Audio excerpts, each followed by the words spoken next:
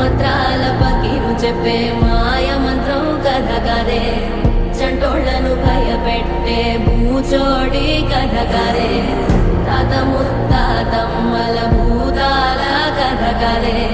విక్రమాదిత్యుడు చెప్పిన వేదాళుడి కథ కదే దీపము నుండి దెయ్యం వచ్చే అల్లావుద్దీన్ కథ కాదే ఇది ముడత చర్మం ముసలి చెప్పే కథ లాంటి నిజమే